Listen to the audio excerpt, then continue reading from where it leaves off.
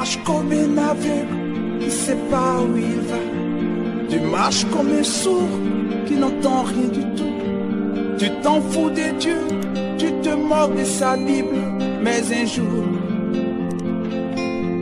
tu couleras des larmes pour tout cela. Tu vas couler des larmes, tu vas pleurer un jour.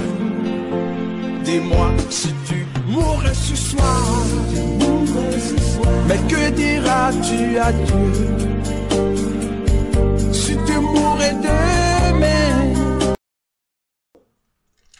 La quatrième stratégie pour nuire à un sorcier ou à tout agent de Satan. Ça, là aussi, tu ne transpires pas. C'est simplement la pluie. La pluie seulement. Déclare seulement qu'il est la pluie, que la pluie tombe. Tout court. Déclare qu'il pleuve seulement. Bon, si vous êtes à la période, surtout en Europe, là-bas, la période où il ne pleut pas, en tout cas, ça, c'est pas pour toi. Ça, c'est chez nous en Afrique. Parce que si tu es en Europe, parce que tu es si pendant que tu es là, tu dis qu'il puisse pleuvoir pendant que c'est pas le temps de la pluie, ça sera grave. Or, chez nous en Afrique, même si pendant la saison sèche, s'il pleut, on trouve ça normal. Donc, déclarer seulement, bon, si tu sens que lorsque tu dors là, tu sens qu'il y a l'ennemi qui veut t'oppresser, réveille-toi, dis seulement, prie, fais seulement la prière d'Élie. Dis Seigneur, je veux seulement que la pluie tombe. Que celui qui m'envoûte ou celui qui veut m'attaquer, là où l'endroit où il se trouve, là, que la pluie tombe. La pluie physique, que la pluie tombe. La pluie va neutraliser tout ce que les satanistes font. C'est pourquoi les satanistes n'aiment pas la pluie. C'est pourquoi je dis toujours, en fait, Satan n'est pas intelligent. Parce que si la pluie qui est naturelle a la capacité de détruire les œuvres de Satan, mais Satan n'est pas puissant. Bon, il est puissant, mais il est bête. Voilà la quatrième stratégie. Parce que dans la pluie, vous allez voir, lorsque tu vas demander la pluie, ça va détruire plusieurs activités des satanistes et de celui qui te combat. Ça va dévier la trajectoire des mauvais sorts qui sont projetés. Donc, s'il y avait dans le coin un autre agent de Satan qui voulait envoûter quelqu'un ou son parent, à cause de ta pluie, donc la pluie va créer des interférences, va bouleverser les choses. Et du coup, ça va créer des dégâts entre eux et eux-mêmes. C'est pourquoi vous allez remarquer, bon, ça se passe souvent en Afrique. Vous allez remarquer en Afrique, qu'est-ce qui se passe? Lorsqu'un président veut descendre dans une ville, dans une région ou dans une localité où il sait qu'on ne l'aime pas, vous allez voir, avant que si le jour où le président vient, avant que le président n'arrive dans cette localité, la pluie tombe d'abord. Parce que les gourous du président font pleuvoir la pluie pour neutraliser tout ce qui a été fait mystiquement contre le président dans cette région. Et une fois que la pluie termine, c'est là où vous voyez le président vient venir, se présente. Donc c'est une tactique. Ils savent ça et c'est naturel. Hein? C'est naturel. Toi aussi le chrétien, tu peux le faire. Tu peux facilement le faire. Tu pries, le sorcier qui te tourmente, ou l'agent de Satan qui te tourmente, déclare seulement que la pluie puisse pleuvoir là où il est. Tout court. Donc il va même prendre, il peut faire des mois, il ne va plus t'attaquer. Il ne va plus t'attaquer. Parce... Oui. Dans mon pays, là où je suis, il pleut tous les jours pratiquement. Voilà. Donc, comme il y a des lorsqu'il pleut tous les jours, maintenant, si tu vois que l'ennemi qui te combat là n'est pas touché, comprends que il y a au coin, il y a quelqu'un qui purifie cette pluie là. Donc, il y a des agents satanistes qui sont là, qui font le tout possible que la pluie là ne puisse pleuvoir. Au fait, qu'est-ce qu'ils font? Comment je peux dire ça? Ils font perdre à la pluie, si va appeler, cette puissance-là de détruire leurs œuvres. Maintenant, toi, à ton tour, si tu vois la pluie, redonne à la pluie cette puissance naturelle que Dieu lui a donnée. Tout court. Un exemple. Oui. Un exemple. Je me dis que je dors. Je sens que pendant que je dors, je sens que il y a un agent de Satan qui est rentré dans ma maison.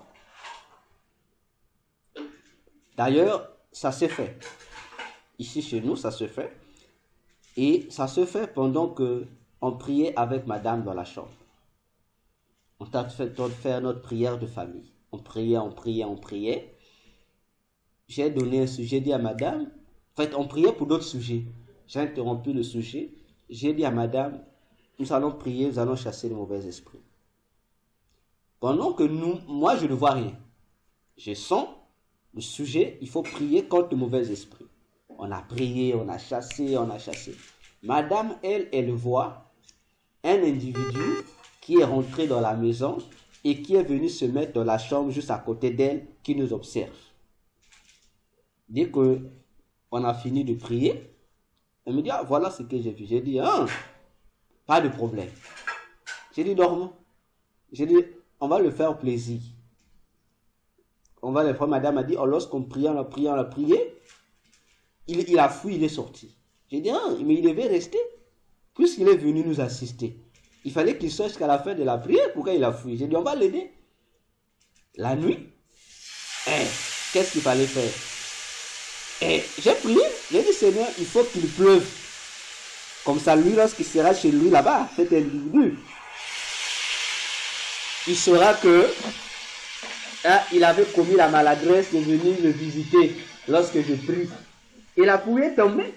Et lorsque la pluie est tombée, comme cet individu, on le connaissait, il est seulement dans le quartier, cet individu on a fait près de 2 semaines, non? Près de 2 semaines, on ne se voyait plus avec lui. Pourtant, on se voyait chaque matin. Chaque jour. Donc, le matin, on sort, on le voyait. Dès qu'on sort, on rentre à la maison, on le voyait. Mais après ce fait-là, il a fait près de 2 semaines. On ne le voyait plus. Donc, c'est ça l'exemple pour moi qu'Aaron a donné. Donc, tout dépend que de la manière dont le chrétien s'exerce à se rendre puissant et à mettre en valeur la puissance que Dieu lui a donnée. De plus, lorsque tu comprends l'influence que toi tu peux communiquer à la pluie peut devenir aussi un obstacle pour empêcher un sorcier de sortir de son corps pour aller dans son voyage là. Ça peut l'empêcher. C'est pourquoi vous allez même voir entre eux, les satanistes ou les agents de Satan, c'est plus souvent la guerre qui s'effectue entre les sorciers et les féticheurs. Ça se passe que par la pluie. Pour neutraliser un sorcier, le féticheur utilise que la pluie. Il sait que pendant la pluie, le sorcier a 1000 chances de ne pas sortir de son corps pour aller envoûter quelqu'un ou pour aller participer à une réunion donnée. À moins que ça soit une pluie fabriquée par eux-mêmes pour nous divertir. Donc une pluie fabriquée par eux-mêmes pour nous divertir. Donc voilà la 4e stratégie où tu ne transpires pas, c'est également la pluie. C'est pourquoi vous allez même remarquer, pour ceux qui aiment aller côtoyer les gourous ou les marabouts, les féticheurs, si c'est un sorcier qui t'a jeté un mauvais sort, qu'est-ce que fait le gourou? Il voit ici, ça c'est un sorcier. S'il n'a pas besoin de perdre son temps pour te faire ses rituels, il va seulement te dire, viens seulement lorsqu'il aura la pluie. En fait, tout ce qu'il va dire là, ça sera à ton fait. Il va seulement te mettre sur la pluie. Il sait que bon, tel sort, la pluie peut passer ça facilement. Et à la fin, il te dit, donne-moi 250 000. Alors qu'il n'a rien fait. C'est Dieu qui a fait, c'est la pluie, c'est comme ça. C'est comme ça. Donc voilà un peu concernant cette tactique-là. Maintenant, je vous donne pour finir cette tactique-là, toujours dans cet onglet-là, dans l'attaque du sorcier. Prenons ça comme un notable du point 4. Vous savez que ça fait partie des masques dont je parlais tout à l'heure. Tout sorcier a un lieu de refuge et un alibi. C'est-à-dire ce que j'appelais les masques. Maintenant, lorsque vous n'arrivez pas à détecter le refuge d'un sorcier, il vous sera difficile de le combattre. Or, le refuge d'un sorcier se trouve dans son, comme je disais, dans son double éthérique. Il se cache dans son double éthérique. Or, qu'est-ce que certains sorciers font? Il sait que si je vais en combat, mon double éthérique, si je ne veux pas que je sois atteint, qu'est-ce qu'il va faire? Il va se séparer de son double éthérique. Bon, pas se séparer pour se diviser, non. Il va envoyer son double éthérique se cacher quelque part. Voyez-vous? Donc, il va recommander à son double éthérique d'aller se cacher quelque part. Soit sous un rocher, soit dans l'eau, peu importe l'endroit. Alors, lorsque toi, tu vas commencer à bomber le feu sur le sorcier, si tu n'es pas au courant qu'il faut, pour atteindre le sorcier, qu'il faut attaquer son double éthérique, tu vas perdre ton temps. Le feu, c'est le sorcier. Le feu, là, ne le feront rien. Donc, il sera transparent devant ton feu, là. Parce que son vrai, lui, est parti avec le double éthérique qui se cache. Voilà comment, de fois, on prie, on dit, ça ne touche pas. Parce que le double éthérique est caché quelque part. Donc, l'endroit choisi dépend d'eux. Ils choisissent un endroit déterminé où ils cachent. Bon, chez nous, bon, dans les églises, c'est la tactique que les sorciers utilisent dans les églises. Vous allez voir, on se dit, mais comment est-ce que dans une église de Dieu, les sorciers sont à l'aise? Parce que le sorcier, lorsqu'il rentre dans une église, soit avant d'entrer à l'église, il va laisser son double éthérique dehors. Donc, celui qui va rentrer à l'église, ça sera l'humain. Mais son côté mystique est resté dehors. Donc, toutes les prières que vous allez faire ne vont pas l'atteindre. Parce que là, il est humain. Il est humain, ça ne l'atteint pas. Alors, maintenant, si le sorcier, il va venir, il va essayer de jouer à l'espion. Il va essayer de voir. Parce que même s'il rentre là, mais il est toujours en communication avec son double éthérique dehors. Donc, c'est que ses yeux spirituels sont ouverts. Il va voir les états d'âme. Il va voir où je peux attaquer. Une fois qu'il cible, il dit, bon, le pasteur qui est là, oh, il est vide. Les chantres sont vides, les protocoles sont vides. Donc, il trouve déjà dans l'église les gens, disons, les chrétiens qui sont pour eux froids. C'est là où le sorcier va sortir. Il va aller prendre son double éthérique. Il rentre avec à l'église. C'est là où il vient faire la pagaille à l'église. Voilà comment ça se passe. Et d'autres sorciers courageux, ils rentrent avec leur double éthérique dans l'église, mais ils vont cacher le double éthérique dans la toilette de l'église. S'ils sentent qu'il est menacé, il va prendre son double éthérique dans la toilette de l'église. C'est pourquoi, lorsqu'on dit au protocole de nos églises-là, qui se croient protocole pour, comme les hôtesses de l'air, alors que là-bas, ce n'est pas les hôtesses de l'air, ils sont là pour une œuvre spirituelle.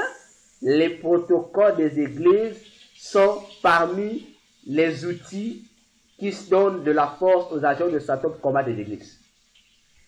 Parce qu'ils viennent là, se tenir là pour le plaisir. Ils n'ont pas de vie de prière. Donc eux, ce qui les intéresse, c'est le service d'accueil, c'est le sourire et la réception. Mais le côté spirituel, la plupart des protocoles n'en ont pas. Alors déjà, un agent de Satan, lorsqu'il rentre, il voit déjà que le protocole est vide. Il rentre à l'église. Il va cacher son double éthérique dans la toilette de l'église. Et là aussi, si les intercesseurs n'ont pas pris le soin de préparer le culte, depuis chez eux ou avant le début du culte, vous ne saurez pas qu'il y a un sorcier ou un agent de Satan au milieu de vous. Et il va commencer à vous envoûter, à faire des dégâts. Après, il est parti. Encore, s'il est encore mauvais, il va se voir aux toilettes là. Il envoûte les toilettes. Donc, tous les chrétiens de l'église, enfants comme grands, serviteurs comme non-serviteurs, qui va aller seulement dans la toilette, tu es envoûté. Donc, tu es envoûté si tu n'as pas une vie de prière, comme on est en train de dire ici. Hein? Tu as la vie de prière, il y a Kafu Kapuwana. Sache que tu seras maudit. Donc, la terre ne va pas t'attraper. Voilà comment les satanistes sont en train de dévaloriser les églises. Parce que les chrétiens ne veulent plus être des chrétiens équilibrés. Voilà l'un des dangers, Maman Karine.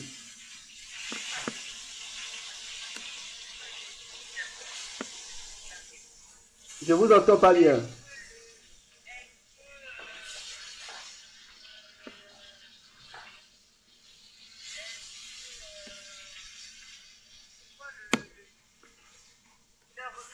Oui.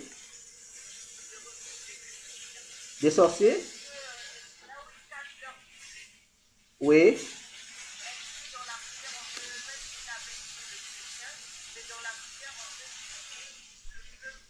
Oui, oui. Oui, oui. Exact. Exact. Toi, ton problème. Le problème du chrétien, c'est d'avoir seulement la connaissance que le sorcier a un double éthérique. Alors, lorsque vous allez prier, pour préparer votre réunion de prière, il vous suffit juste de dire, ça dépend de vous, hein, bon, on détruit tous les doubles éthériques et leur endroit où ils se cachent là, on les détruit. S'ils sont dans l'église, ou s'ils sont dans les environs de l'église, peu importe leur cachette, nous on les détruit. Le feu, que le feu a les chasser ou les déloger. Simplement possible.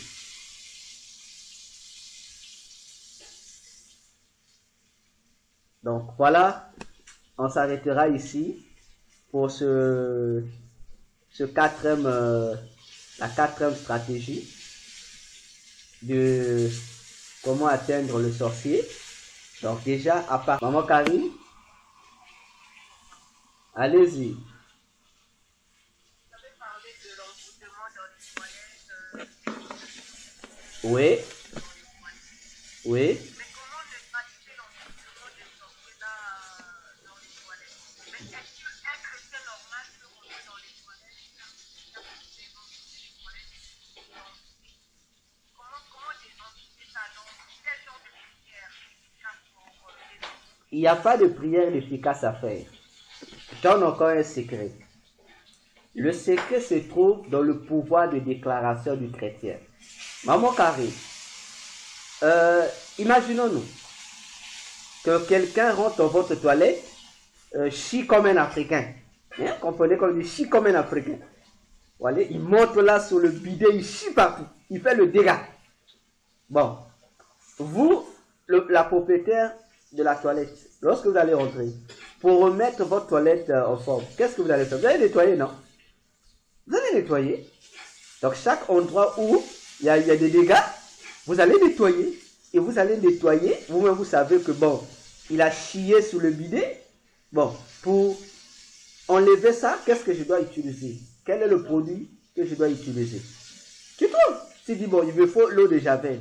Quelle eau de Javel? Bon, l'eau de Javel à croix ou l'eau de Javel je ne sais pas quoi. Donc, et c'est spirituellement, c'est la même chose. C'est facile de briser un lien ou de briser un mauvais sort.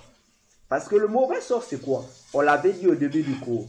C'est un souhait qu'un agent de Satan fait. Donc, il déclare avec ses paroles. Donc, il maudit, il déclare ce qu'il doit. La malédiction, ce n'est pas un nom, un slogan. Mais la malédiction, c'est ce qui sort de sa bouche. C'est ce qui est malédiction. Donc, s'il dit, tous ceux qui rentrent dans cette toilette-là, en tout cas, ils sont envoûtés. Il précise que tous les chrétiens de cette église qui vont rentrer dans la toilette, après moi, automatiquement, ils n'auront plus de vie de prière. Lorsque lui déclare, il y a des, comment on appelle ça? il y a des ondes que lui, donc, en fait, d'énergie que lui dégage. Donc, il y a une puissance qu'il a dégagée.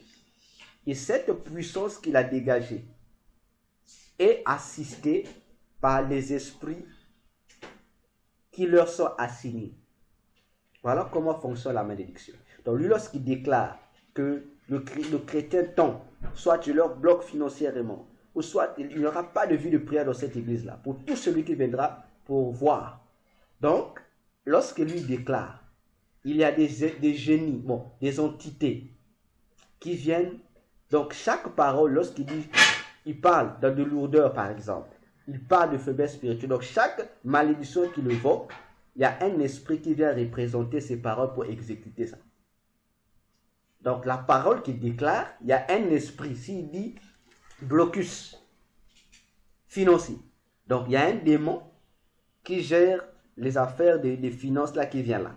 S'il dit bon, faiblesse de prière, il y a un esprit qui gère les faiblesses de la prière qui vient là. Et donc, tous les chrétiens qui vont rentrer là, si ce sont des chrétiens aussi, un pied dedans, un pied dehors, ou des chrétiens qui ne sont pas, comme on le dit, équilibrés dans la foi, dès que tu rentres, en fait, chaque esprit qui est là t'attrape. L'esprit qui est là t'attrape et en fait, met en toi son GPS. Et dans son GPS, c'est comme s'il t'est vacciné de cette puissance-là, de cette puissance qu'il reflète.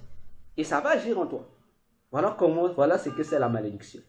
Maintenant, le chrétien à son tour, pour effacer ça, ça veut dire qu'il faut neutraliser le poison de l'esprit qui est là. Tout court.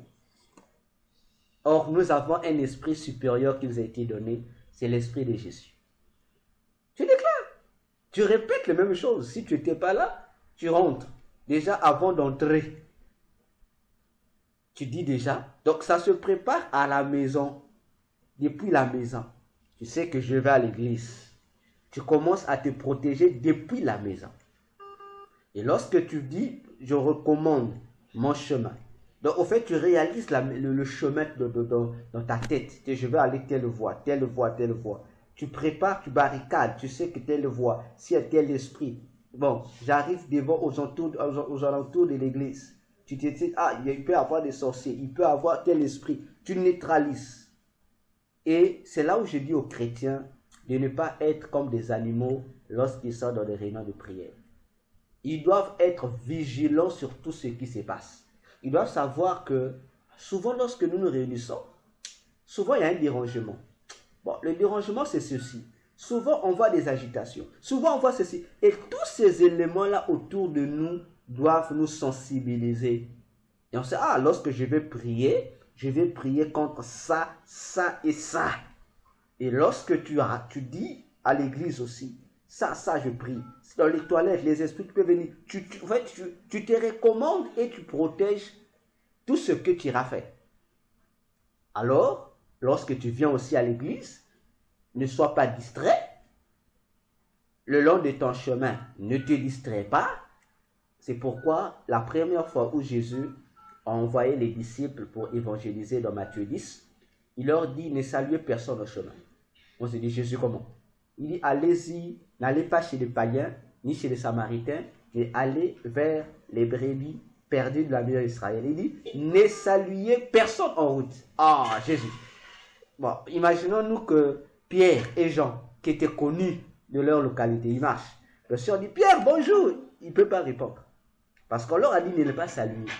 Parce que Jésus voulait leur dire, restez concentrés sur la mission. Parce qu'une moindre distraction risque de vous faire échouer. Et voilà comment Satan réussit à détourner la concentration du chrétien à son objectif du culte. Voyez, le chrétien arrive au culte, il commence bien, il se prépare à la maison, mais le long du chemin là, Satan sait comment faire pour nous détourner. Il peut créer quelqu'un. Donc il peut pousser quelqu'un, un ami, peut sortir de chez lui, vous rencontrer chez lui. Bonjour, bonjour. Oh, pasteur Yves, tu vas où? Oh, je vais prier à l'église. Il va te prendre un long temps de discours pour rien. Donc, eux, de satanistes, et aussi dit, ah, ici on sent que le pasteur Yves est en train de, son attention est en train de se décliner du culte. Et dès que tu vas rentrer dans le discours, Après, ah bon, ah, je vais au culte. Ils savent que tu es déconcentré quelque part. Et ils vont t'attendre à l'entrée de l'église. Ils vont t'entendre là, à l'entrée de l'église. Dès que tu arrives à l'entrée de l'église, déjà, eux, ils commenceront à envoûter les protocoles.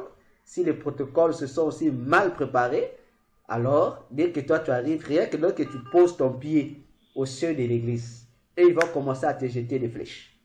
Donc, si toi aussi, ta couverture spirituelle a été grillée, les flèches vont t'atteindre. Tu vois que tu étais motivé pour venir à l'église, mais dès que tu rentres à l'église, il y a comme une sorte de froideur qui t'envahit. Donc, tous les gens prient, mais toi, tu ne pries plus. Les dégoûts t'envahissent, c'est comme si tu deviens spectateur. Voilà comment les adultes Satan font. Pour nous dire que faisons attention lorsque nous nous rassemblons pour les choses de Dieu. Parce que parfois, ce n'est pas le sorcier qui va nous combattre à l'église ou dans nos réunions chrétiennes, ne se trouve pas à l'église, il se trouve chez lui à la maison. Une fois, dans notre église, ça m'est arrivé, un culte de dimanche, j'étais à la modération. Alors, je modère. De là où je suis, bon, quelle distance je peux donner, je ne sais pas si je peux mesurer. Bon, vous allez comprendre.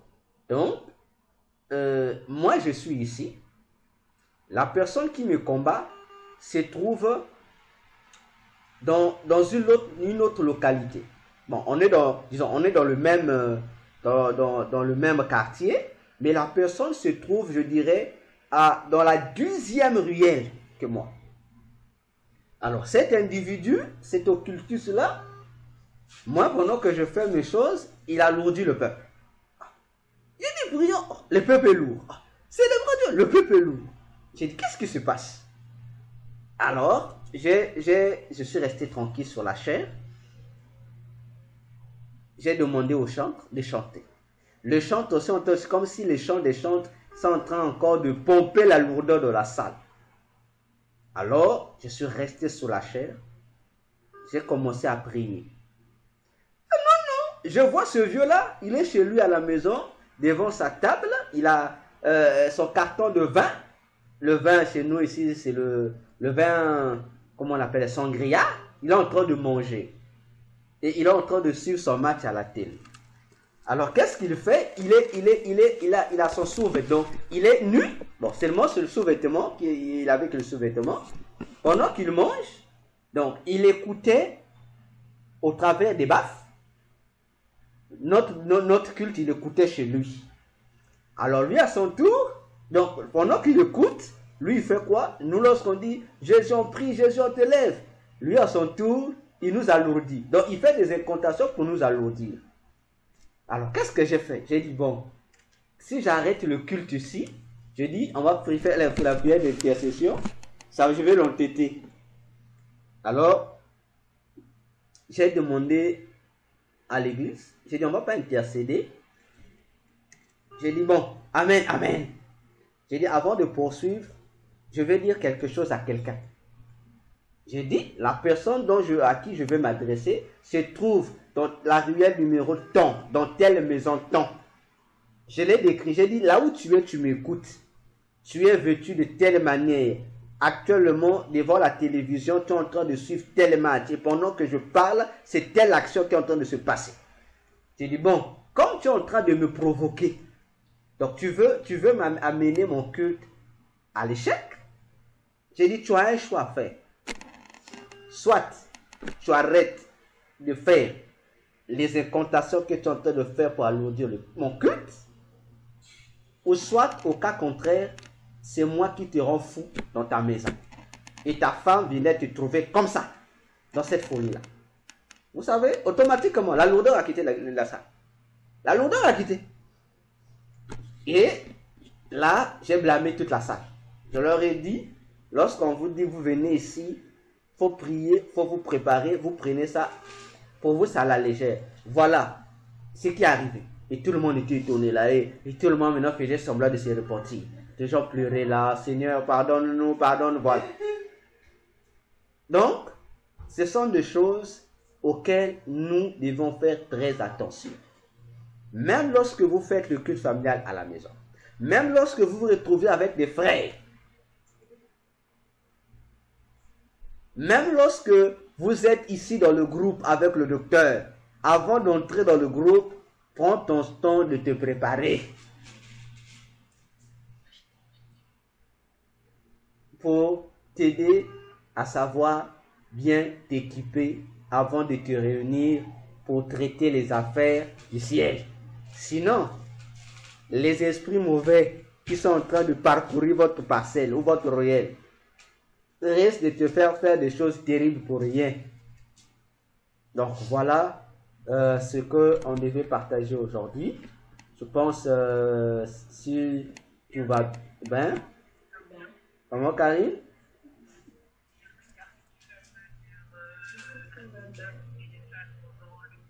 Oui.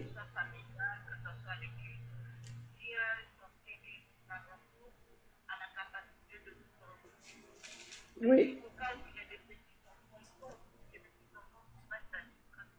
Oui. Oui. Dès que vous constatez ça, priez. Si vous constatez que les enfants sont en train de continuer à faire, ça veut dire que vous avez deux choix. Premier choix, vous mettez les enfants à part, vous restez, vous qui êtes forts, vous continuez votre programme de prière. Deuxième choix, vous faites comme moi. Vous laissez les enfants dans leur bruit. Vous, dans ce bruit, vous rentrez dans votre esprit. Vous les éliminez tout ce qui se trouve autour. Vous vous considérez comme si vous étiez seul qu'avec Dieu. Et vous faites votre truc. Si vous réussissez ça, c'est bon.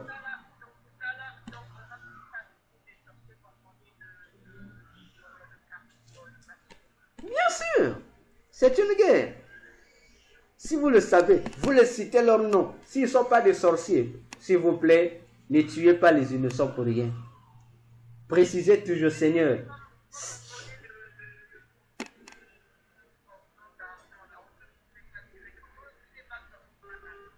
Non, non, non.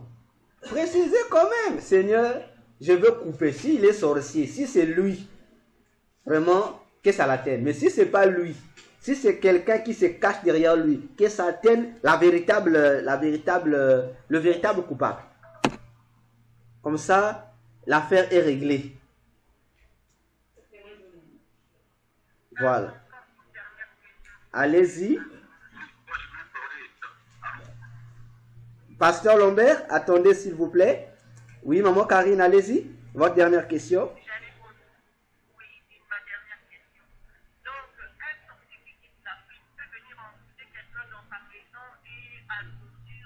Bien sûr, oui. Oui, c'est dans le monde spirituel, les distances ne comptent pas.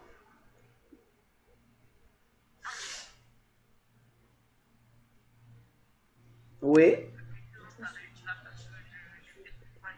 C'est la même chose.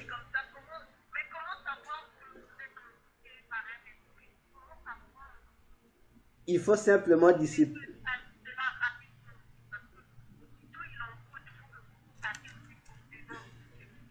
Il faut demander à Dieu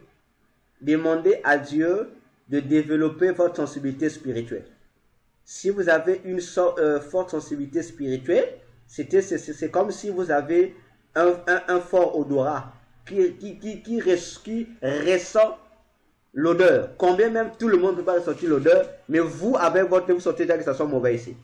De la même manière, si vous avez une spiritualité développée, lorsqu'il y a un mauvais esprit devant vous, lorsque vous êtes victime d'un sortilège, d'un envoûtement, d'une attaque, l'Esprit de Dieu va vous faire sentir ça.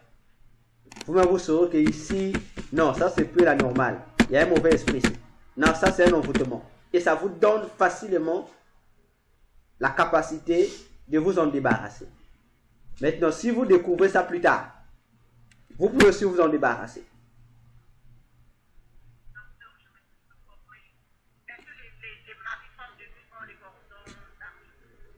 Non, si ce sont des esprits, puisque les esprits de la sexualité sont dans leur hiérarchie, ils sont 9. Il y a 9 catégories de ces esprits-là. Dans les 9 catégories, les esprits humains, ce sont les esprits qu'on appelle les hommes et les femmes de la sorcellerie. Ça, ce sont des esprits humains. C'est-à-dire, ce sont des sorciers qui veulent faire de toi sa femme ou son mari. Donc, il n'y a que les humains qui ont le cordon, pas les esprits. Les esprits n'en ont pas. Donc, c'est ça. Alors, Pasteur Lambert, posez rapidement votre question.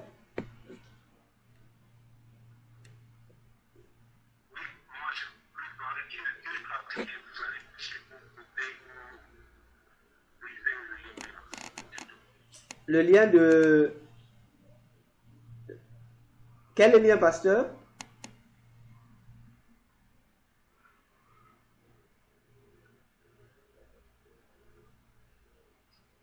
Pasteur, précisez-moi s'il vous plaît. Couper quel lien? Le cordon d'argent ou un autre lien?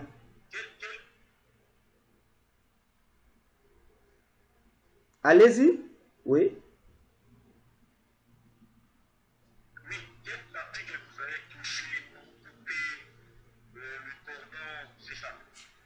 Le cordon, comme j'ai dit tout à l'heure, c'est ce qui relie le sorcier, non, ce qui relie le corps du sorcier à son âme. Donc, le problème, ce n'est pas la partie, c'est simplement les détacher, en fait. Couper de sorte que ça se détache, que ça puisse séparer le corps et l'âme du sorcier. Tout court. Donc, la partie importe. Ce qui importe, c'est que ça soit coupé seulement au milieu. Que ça soit séparé, quoi. Donc, c'est comme si tu séparais un nouveau-né. Oui. Non, c'est le lien. Vous touchez que le lien. Il n'y a pas une partie du corps. C'est comme je disais, le cordon ombilical qui relie une maman à l'enfant. Vous ne touchez pas le corps du sorcier ou plutôt le corps de la maman ou le corps du bébé. Le docteur coupe seulement l'endroit qui va vous permettre qu'il y ait séparation entre l'enfant et sa maman. Tout court. C'est la même chose avec un sorcier. Donc le cordon, vous pouvez couper ça au début comme à la fin, l'essentiel que ça puisse les détacher, les deux. Donc vous ne touchez pas son corps. Vous touchez seulement le cordon là. Vous coupez seulement le cordon qui attache le corps du sorcier à l'âme du sorcier. Vous coupez seulement là. Vous coupez. Comme on dit naturellement, vous coupez au milieu. Voilà, vous coupez seulement au milieu. Donc vous les séparez. Tout court. Vous coupez seulement au milieu. Le sorcier qu'il soit séparé de son corps, ça veut dire qu'il va mourir.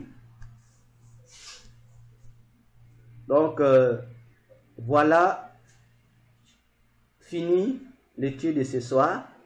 Merci de votre attention. Que Dieu vous bénisse et faites de ça votre application. Comme j'ai dit dans le message de groupe, je vous observe, faites l'application de ça. Vous-même, rendez plus efficaces vos outils spirituels. Plus vos outils spirituels sont efficaces, plus ces stratégies seront efficaces en votre faveur. Toutefois, sachez que lorsque vous allez l'appliquer, comme on a répété tout à l'heure, le sorcier aussi va faire un retour, une réplique contre vous. Donc, comme disait le pasteur Yves, si tu suis la logique du pasteur Yves, tu éteins ta domination sur 1000 km, sache que sur ton chemin, tu vas aller provoquer même les esprits qui ne te gèrent pas. Donc, il faut être prêt à les supporter lorsqu'ils viendront t'attaquer. Le pauvre Cocobar qui avait déjà attaché ses petits-fils qui devaient sacrifier, à cause de l'influence de ton rêve que tu as étendu à 1000 km, les âmes de Trouy ont été délivrées. Sache que le Cocobar là va te chercher, il ne viendra pas te chercher seul. Lui aussi va rassembler ses amis pour faire un renfort pour venir t'attaquer. Donc, préparez-vous d'un côté, facile à tuer le sorcier, d'un autre côté, préparez-vous à la contre-attaque de ces sorciers-là. Parce que, je rappelle encore, ils sont un groupe. Vous touchez l'un des membres du groupe, c'est contre tout le groupe que vous avez provoqué la guerre. Donc, je vous souhaite tous et à toutes, bonne allée à la guerre. Rendez-vous demain. Je vais vous demander demain qui les sorciers ont poursuivi. Bon, si tu cours aussi vite, si on te poursuit, en tout cas, tu peux courir. Mais si tu cours pas vite, si on te rattrape, ne m'appelle pas, je ne viendrai même pas. Ne m'appelle même pas, je ne viendrai même pas. Je dirais c'est ton combat. Voilà, maintenant si tu veux que je... Allez-y, allez-y.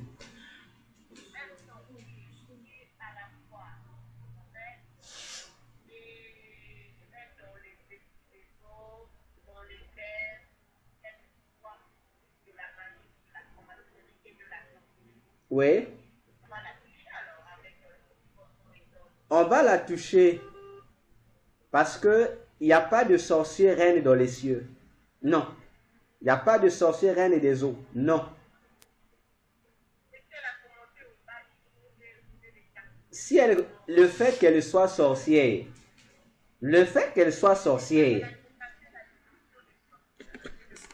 c'est ce que je dis. Peu importe le degré qu'il pourra avoir dans la sorcellerie. Le fait qu'il est sorcier, ses stratégies s'appliquent à lui. Tout court. Même s'il soit, on peut dire, le représentant de Satan dans le monde entier. S'il est sorcier, ça veut dire que ces tactiques-là vont l'atteindre. À moins qu'ils ne soient pas sorciers. Oui. Oui. Bien sûr. Au début, on l'avait dit, non. Les sorciers sont différents du magicien. Ils ne sont pas pareils. Ils ne sont pas pareils. C'est comme on dit à l'église, un intercesseur n'est pas un chantre. Non. Un chantre n'est pas un protocole n'est pas un prédicateur. Un prédicateur n'est pas un ministre. Un ministre n'est pas. Donc, en fait, c'est comme ça. Ils ne sont pas pareils. Un sorcier. Oui.